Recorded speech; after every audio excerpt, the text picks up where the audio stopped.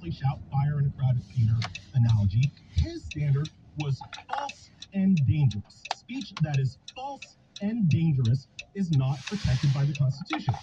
I think that's where the line is. I think that's an eminently reasonable line. I think that we had 150 years of a free republic with that line. So I want the line where dangerous lies are not protected by the Constitution. I don't want the government deciding what's a lie and what's true. May I remind you, the government can't decide. Who thinks that global You warming sue is a somebody if Chinese they hoax to spread corner the fake tungsten information. market. And that's why I don't want the government deciding Russiagate. what to suppress based on its decision about That what was is a lie true pushed or by not. the media Now, for 2 years. Ellie refers to the fire in the crowded theater. Turned out to be Holmes' fake. famous quote. Let's remember what he was talking Now about. He CNN was using admits that you natural can't immunity shout is better fire than the in a vaccine. crowded theater to justify It was misinformation jailing a man 2 years who was ago. protesting World War II by handing out flyers suggesting that people resist the draft. That was the clear danger that the government Conspiracy saw. theories Now, are if you coming don't true. think that it's plausible that the government would be suppressing the Then same type of the speech government would now have been if wrong you gave numerous it the times power, already. if you handed it to them out of fear of Nazis, then just look at what happened after the protests this last year.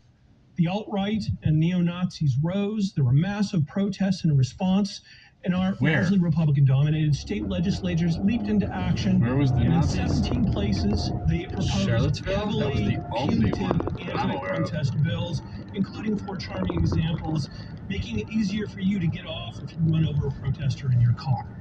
That's what the government does. Well, yeah, Power if to you're suppress speech. there'd be protesters and people surrounding I cars think you just proved and that pulling our people current out First and Amendment endangering their doesn't lives. do little to actually protect protesters. All it I'm not does gonna is stop for a protect mob protesters. You in wanna the talk middle about of the the street that's gonna Let's threaten my life. talk about where our current standard comes Let's from. talk about It's that. relatively recent, 1969, Brandenburg v. Ohio. Now, what was that case? I said 1969. I know You somebody probably that was thought, surrounded at night.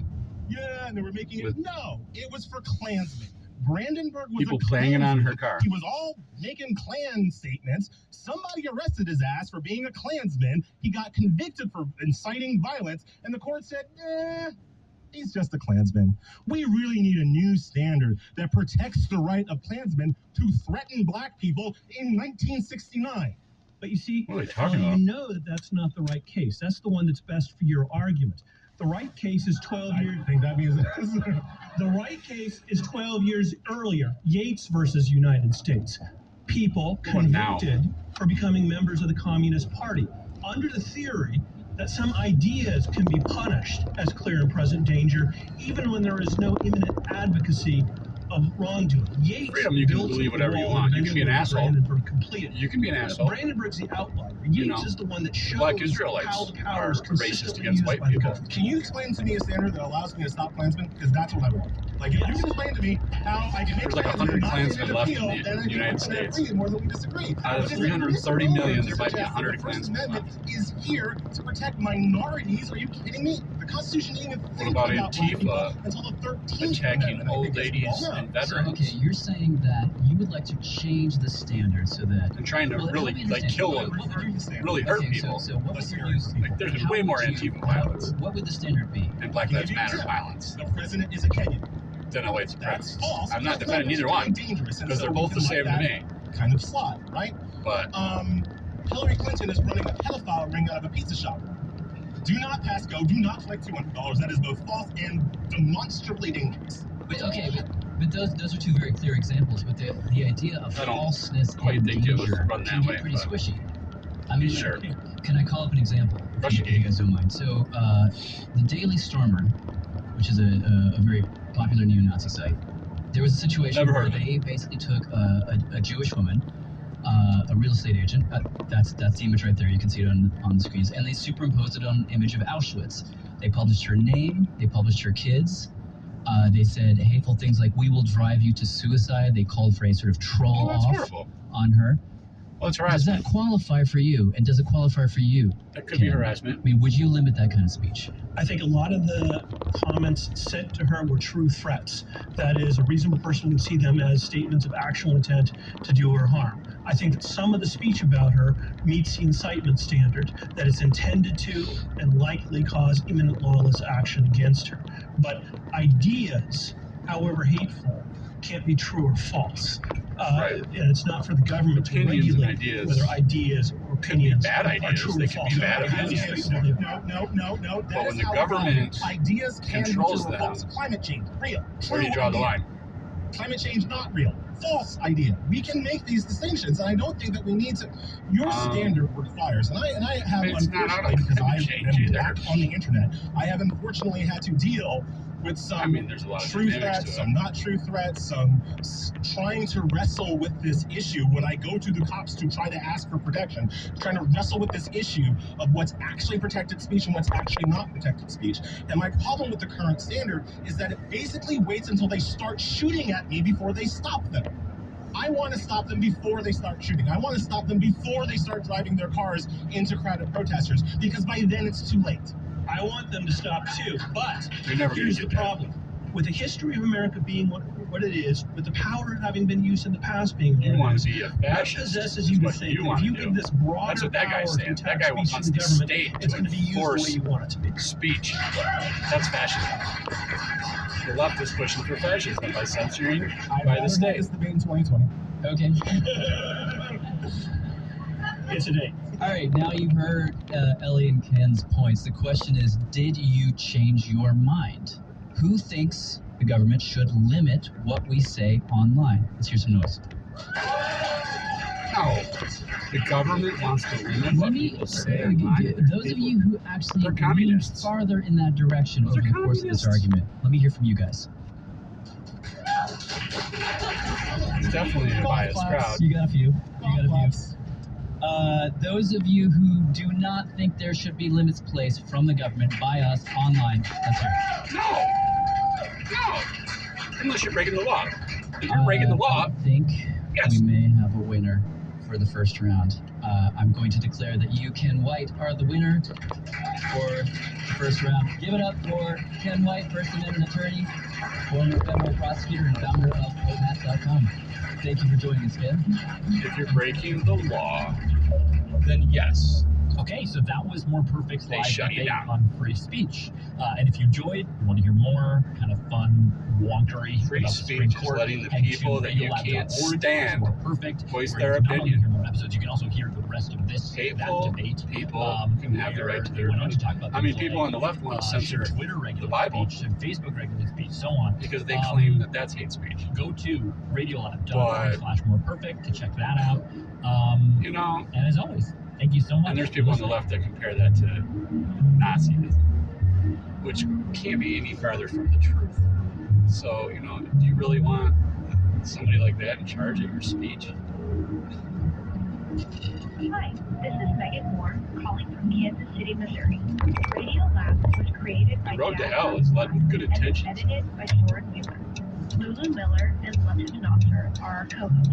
Susie Lechtenberg is So our I'm not saying they're producer. necessarily Dylan to bad Keith is our intentions, but I director feel of that sound they're design. Our misinformed staff and includes Simon Adler, Jeremy Bloom, Becca uneducated. Bressler, Rachel Cusick, David Gable, Matt Keelty, Annie McEwen, Sarah Kari, Arian Wack, Pat Walters, And they and might Molly have a West, master's degree, but with help from Shima Oliai, Sarah Sandbach, and Karen Leon.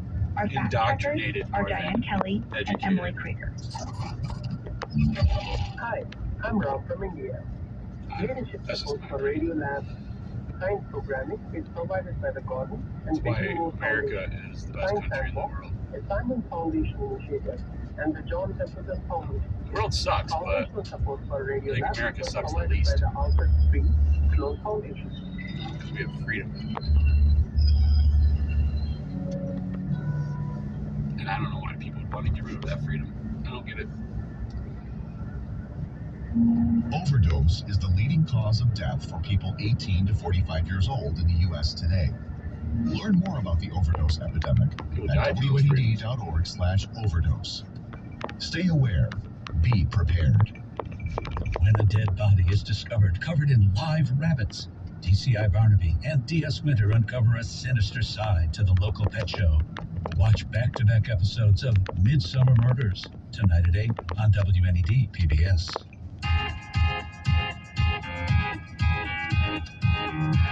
Hello, I'm Paul Perez from the Bronx. You're listening to WBFO News from Buffalo Toronto Public Media, WBFO and WBFO HD1 Buffalo, WOLN Olean, and WUBJ Jamestown, your NPR station.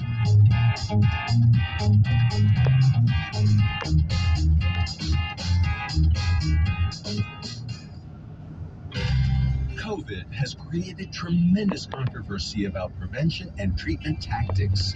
Can lifestyle make a difference? This is the People's Pharmacy with Terry and Joe Graydon.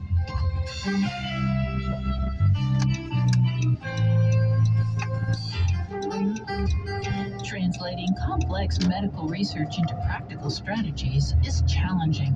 Our guest today excels in demystifying medical concepts. Dr. Roger Schwell is a pulmonologist, sleep expert, and critical care physician. He interprets the latest research in understandable language. How much vitamin D do we need? Are there supplements that can boost our body's ability to fight pathogens? Why is light so important to good health? Coming up on the People's Pharmacy, how we can stay healthy even when viral infections are widespread.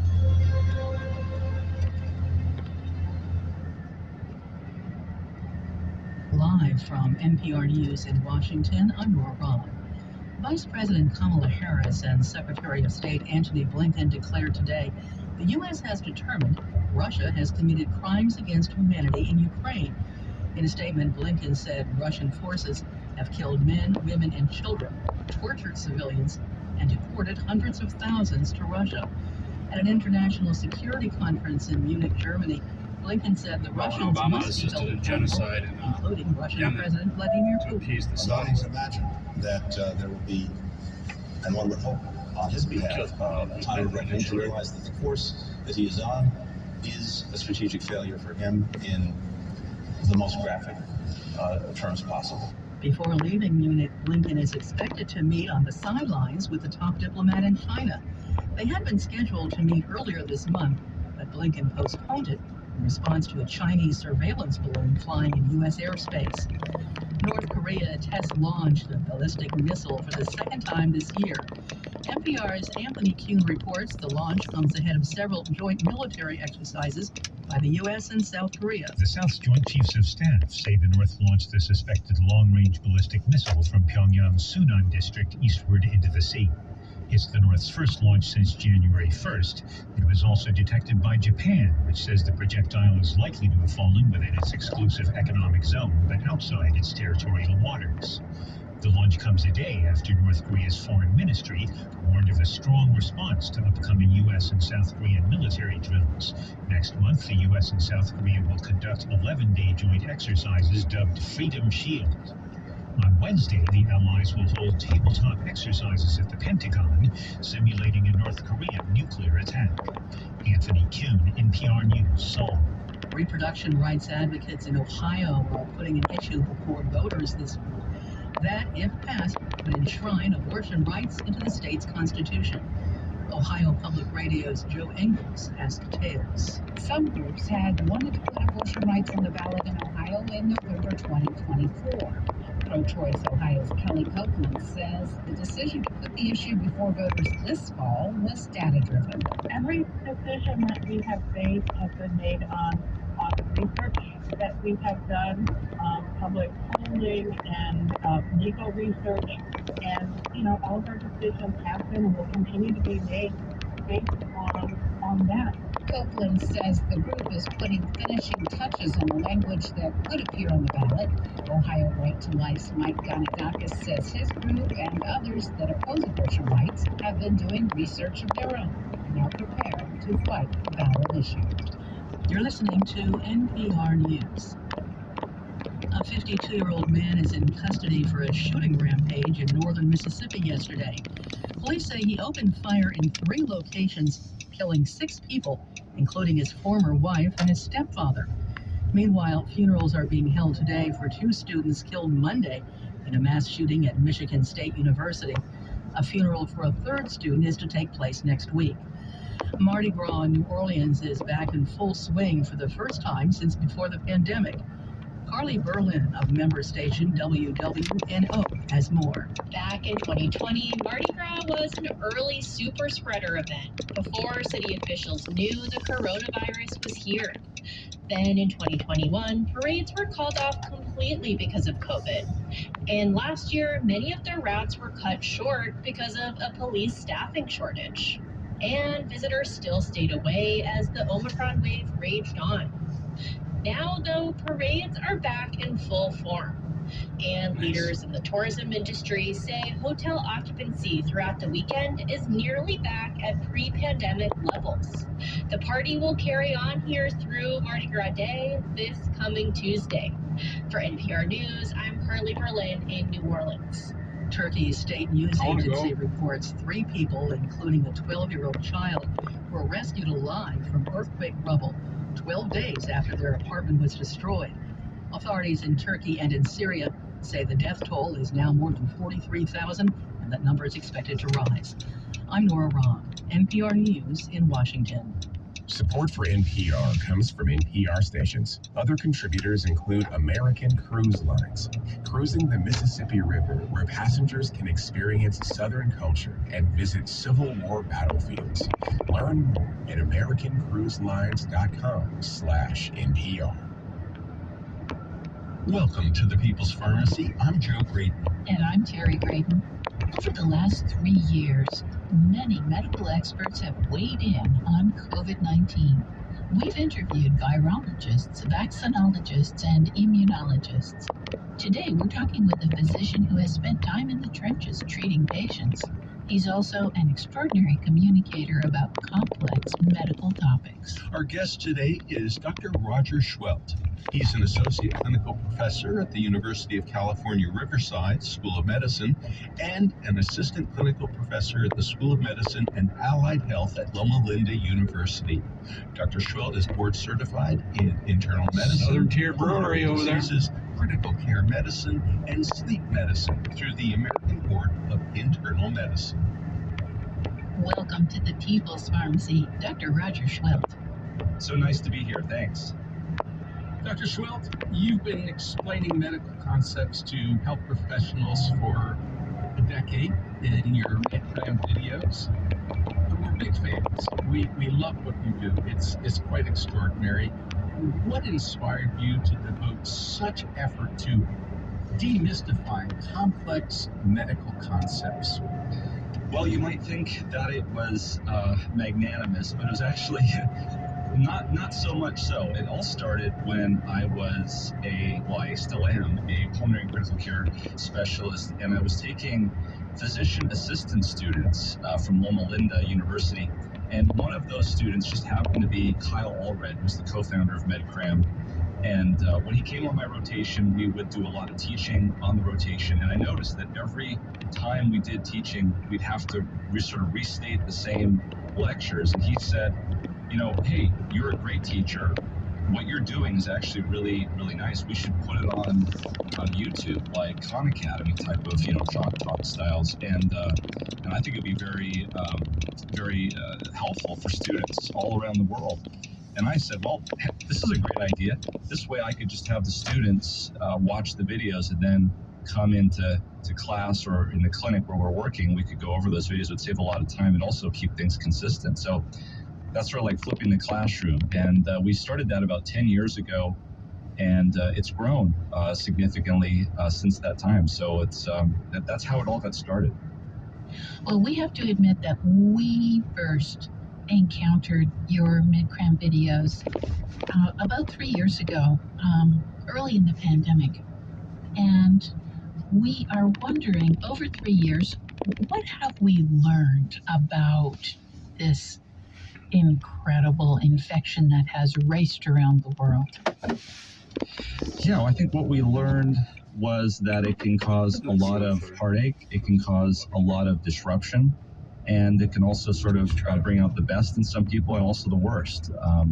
If you look back from the 30,000 foot level, though, I think it behaved pretty much exactly how most of the pandemics in recent world history have behaved. There's a huge wave of death and destruction, and then it sort of simmers out and then becomes part of the virus that we encounter on a yearly basis, kind of like we're seeing now with waves going up in the winter season, depending on if you're in the southern northern hemisphere.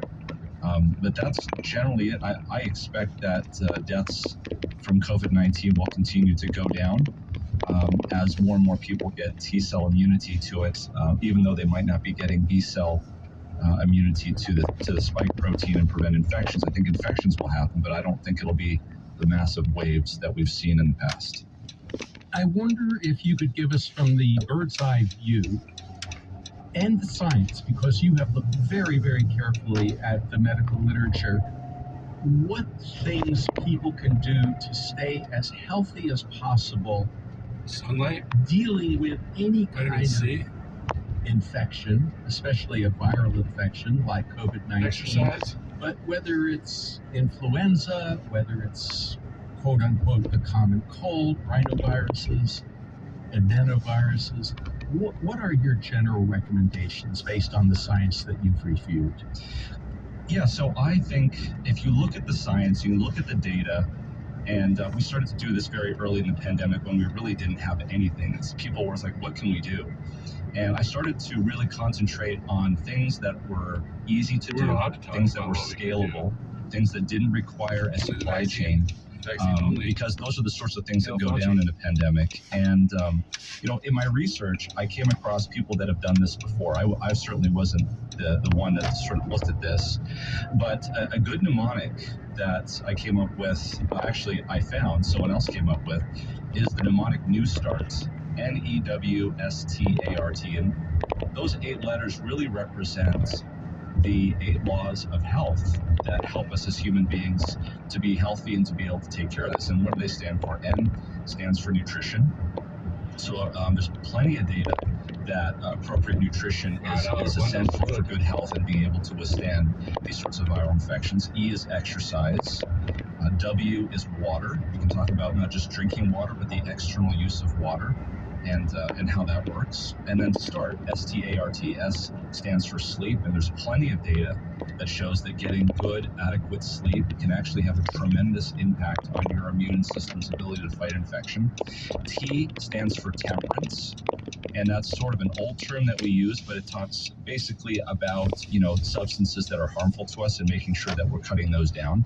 A stands for air, and all you have to do is go back maybe 80, 100 years ago, and you'll know that air and fresh air and its use in terms of buildings and even going outside can have an impact on health. And then R stands for rest, and I'm not just talking about sleep that we talked about earlier, but pulling back from things and getting a break has a tremendous impact on our health, and that's culturally acceptable, and also has to do with taking a day off once a week, not just every day, but also pulling back and getting a vacation. And then the last one is T, and this gets into the more spiritual aspect of it, and this is well documented in people who have trust in a higher being, the ability to be able to give up that fear and anxiety. And that also has implications in terms of cortisol in our immune system. So New Start was actually coined by a group out in California, just outside of Sacramento, at the Weimar Institute. Now it's Weimar University, and they are actually teaching these sorts of things. They actually have a health style program that actually does this, but there's nothing copyrighted on these sorts of things. So New Start, I think, is a good way of expressing that. We're going to come back to nutrition a little later in the show, because I want to get specific nutrients that you think may be helpful against viral infections, perhaps things like N-acetylcysteine, NAC, NAC, zinc, vitamin C, vitamin D, vitamin K2. But first, let's start with light. Light as medicine. Beyond vitamin D, how does light impact our well-being? Oh, wow. I mean, we did a video on our MedCram channel that was over an hour long just on this. So let's put it down to this. A lot of these things that we're going to discuss have to do with our circadian rhythm. And there are certain times of the day where light is beneficial, and there are certain times of the day when light is not beneficial. And when we talk about light, let's basically be clear on this, is that light is not just the light that you can see, it's also the light that you can't see. And so we're talking about outside the visible spectrum, things like ultraviolet and infrared, which is, I think, huge as well. So let's sort of break this down. There is the light that comes into our eyes. We can see that. But there's also light that comes into our eyes that you can't see, and it goes to specific areas of the brain that also impact our health. So light is one of the things that sets our circadian rhythm. And that's the thing that tells us when it's time to go to bed and when it's time to wake up. And if you look at society and what we've done in terms of looking at light after the sun goes down, that's not something that the human body is used to. And what that does is it shuts down melatonin production in the brain. And melatonin is a very important substance that has antioxidant properties, and it has anti-cancer properties. And when that shuts down, you don't get the benefit of melatonin at night. The other thing that light does is when it goes into your eyes at night is it tends to delay your circadian rhythm. That means that you do things later in the day now. You tend to fall asleep later, you tend to get up later. And you can imagine that if your responsibilities are the same, it's going to cause you to have insomnia at night and hypersomnia, or increased sleepiness during the day. So that's just one aspect of light and how that works. The other aspect of light that we've talked about on our MedCram channel is near infrared light. So this is the portion of light from the sun that we would feel as heat. Warmth, for instance, if on a warm sunny day, if you were to turn your back and close your eyes, you'd be able to feel that warmth on your skin even as it goes through your clothes. It's that type of radiation that you're feeling, that near infrared, that the majority of the energy from the sun is actually coming through and is being manifested in near infrared light. This can actually penetrate through your skin into your body, and science is now showing us interacts with mitochondria. So what are mitochondria? Mitochondria are the powerhouses of your cell that make energy. And the science is now showing that a lot of the chronic diseases that we have in the United States are related to mitochondrial dysfunction.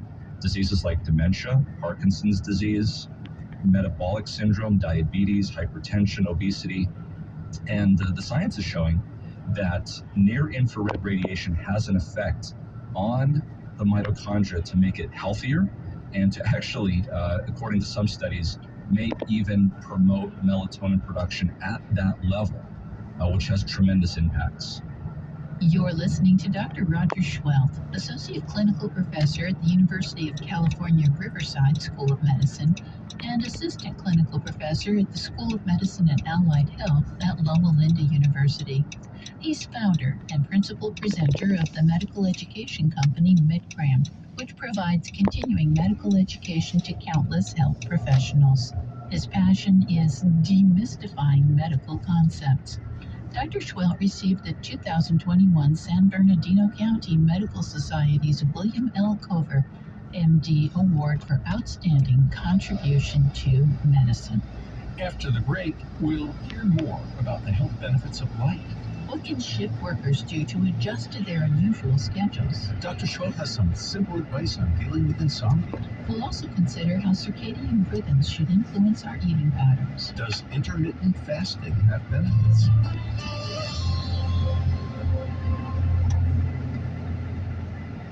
You are listening to The People's Pharmacy with Joe and Terry Graydon. Support for WBFO, your NPR station, comes from our members and from Musical Fair Theater, presenting Tell Me on a Sunday, one of Andrew Lloyd Webber's earliest hits. This one-woman tour de force musical, charting the course of a young English girl newly arrived in New York City, is on stage through March 19th. Ticket information at musicalfair.com. Join me, Joanne Folletta, music director of the Buffalo Philharmonic Orchestra, and WNED classical music host Mark Swartz, as we talk about the music that inspires me, the BPO, and all things classical. Listen to WNED Classical at 8:30 each weekday morning to hear Joanne's Classical Corner or catch the replay at 5:30 p.m.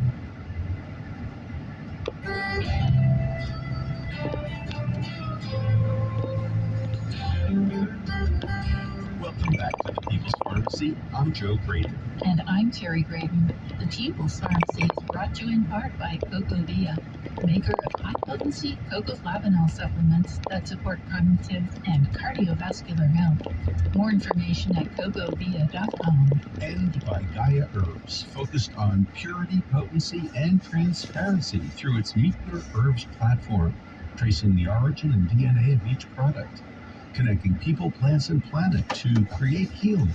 More information at GaiaHerbs.com. Why is exposure to natural light so important for human health? Is it just the vitamin D? Could it be something more? We're talking with Dr. Roger Schwelt, an associate clinical professor at the University of California, Riverside School of Medicine, and an assistant clinical professor at the School of Medicine and Allied Health at Loma Linda University. He's the director of a sleep lab and is the medical director for the Crafton Hills College Respiratory Care Program. Dr. Schwelt is co-founder with Kyle Allred of MedCrane, a medical education company with CME accredited videos. Dr. Schwelt, you've been talking about the importance of our circadian rhythm, of us being exposed to light during the daytime and not being exposed to light during the nighttime. But there are a lot of people who have to work shifts. What can they do? Yeah, and this is a real issue, and we really depend on that. Trust me, in the medical field, if we don't have shift workers, things are going to go wrong.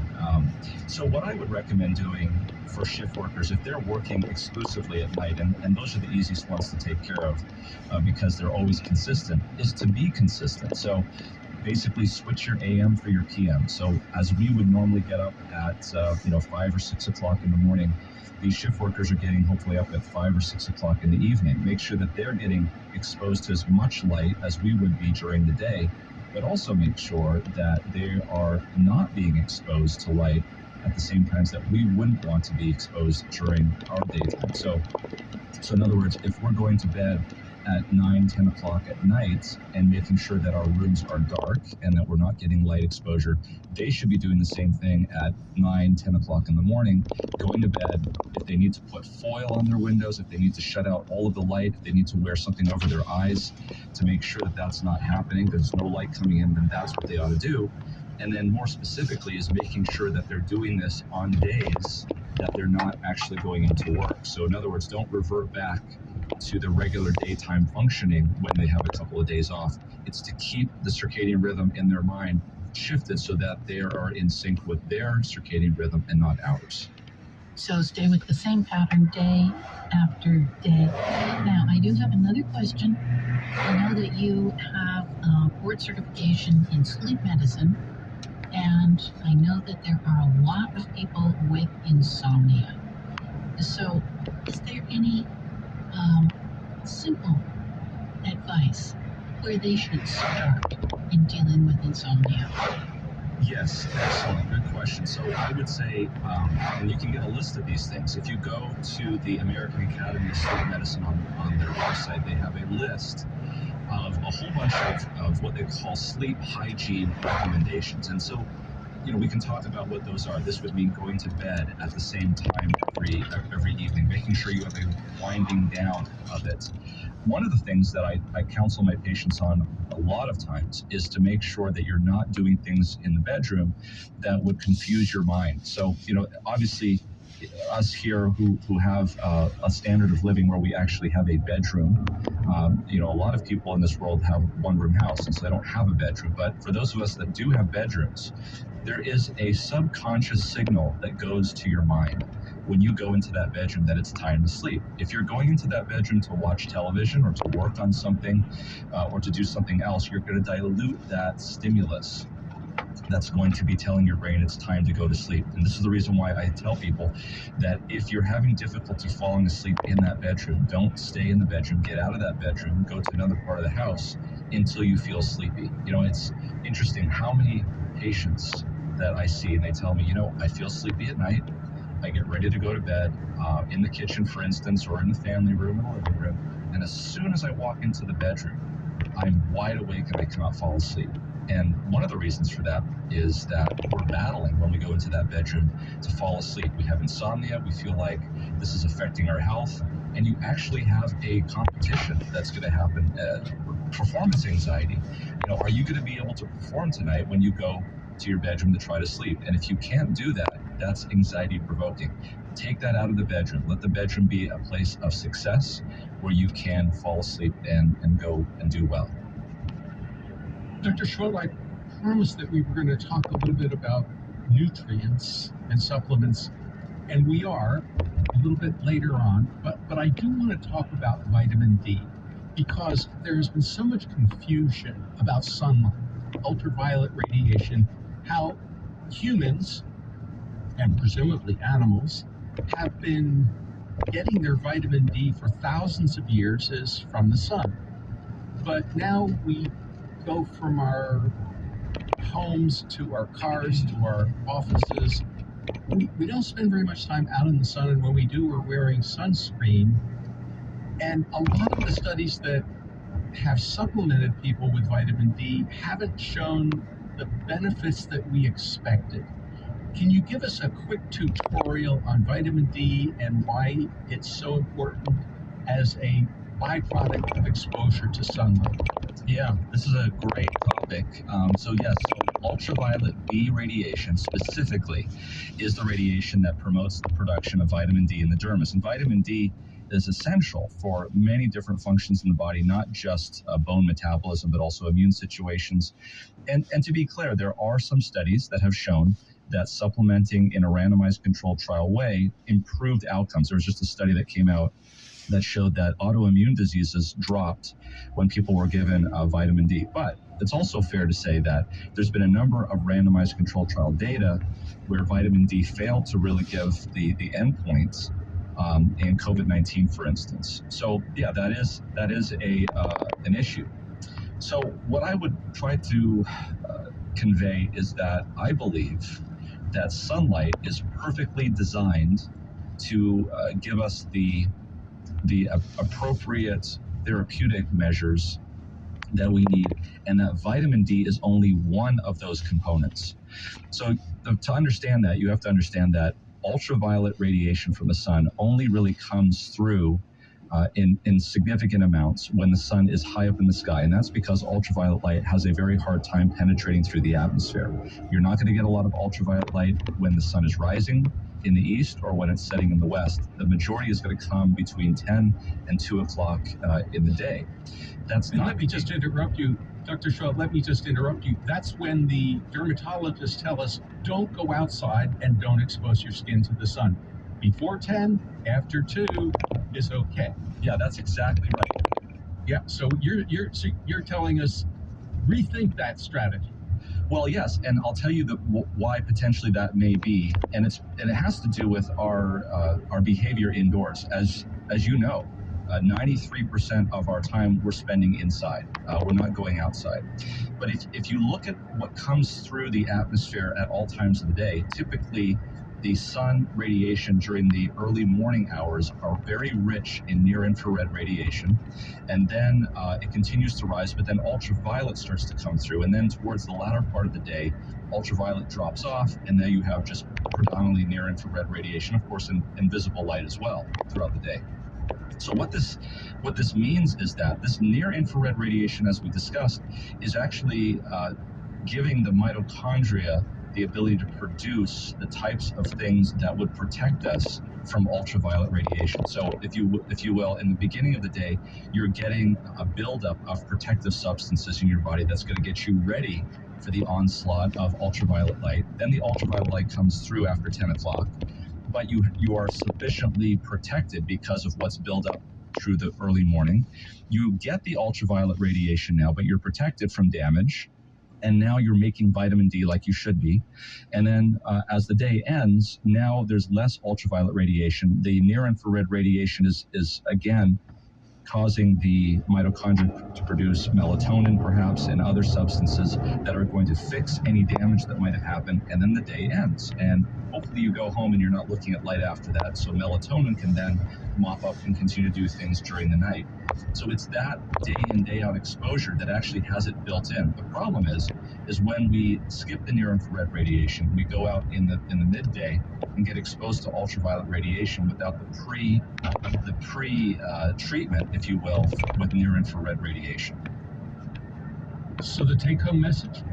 The take-home message here is to make sure you're getting early morning light exposure for a number of reasons. Number one, good near-infrared radiation. Number two, it also settles out your circadian rhythm and the timing.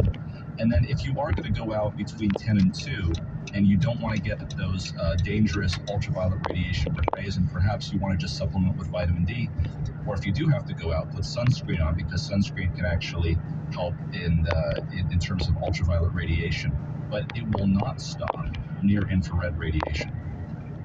Dr. Schwell, we've been talking about circadian rhythms, and I'm hoping that you will tell us a little bit about how this should inform our eating patterns. Oh yeah, so a very good topic with a lot of data. So circadian rhythm is actually much more significant than we thought. And this is actually something that people listening to this program would be very interested in, because now we're hearing from not only from physicians and sleep specialists, but also from pharmacists that are telling us, and for good reason, that the circadian rhythm is so important that even medication side effects can exhibit and manifest at certain times of the day versus others. That's how important the circadian rhythm is. So it should not come as a surprise to learn that the sensitivity of insulin, for instance, has its maximal benefit in the morning time. In other words, if you were to eat calories in the morning, the body is actually timed appropriately to deal with those calories in a beneficial way versus to eating those same amount of calories in the evening time when the body's circadian rhythm is not geared to deal with intake of calories. And so if you look at this, and the data is becoming more and more clear, that old expression that they used to say, whereas eat breakfast like a king, eat lunch like a prince, and supper like a pauper, is actually starting to ring true. And so if we are looking at, for instance, doing intermittent fasting. Okay, so this is what is intermittent fasting? This is where people insert into their 24-hour day a period of time of about 16 hours where there's no calories that are being consumed. They may be drinking water, but no calories.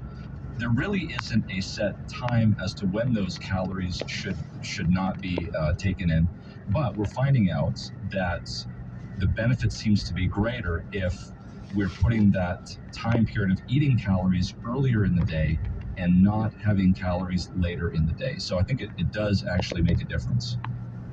What are the benefits of intermittent fasting? Yeah, that is great. So there are a whole bunch of factors in the body, factors that improve brain function, something called BDNF, or brain-derived natriuretic factor. There are a whole host of other signaling molecules that improve. These are surrogate markers, of course, that are for health, that improve. So we're talking metabolic, we're talking diabetes. There was a study recently that was published in China that looked at diabetics, and they basically said, okay, you can eat whatever you want, you can eat how much you want, but you're going to be limited to these time periods and only eat at this time. And it showed that those that engaged in intermittent fasting had a reduction of about 20% in their hemoglobin A1C scores. And the hemoglobin A1C is basically a measure of how well their diabetes is controlled. And the lower the number, the better. There was a 20% reduction just based on when you eat. So, if you look at this, there are certain processes in the body that repair, certain processes that break down. And those processes are accelerated and in fact turned on only during periods of fasting. So when you fast, you're no longer breaking down glucose, you're now breaking down fatty acids, and that produces ketones, and those ketones are actually signaling the processes in your body to repair. And that's important. People look at health sometimes only from the point of weight. How much do you weigh?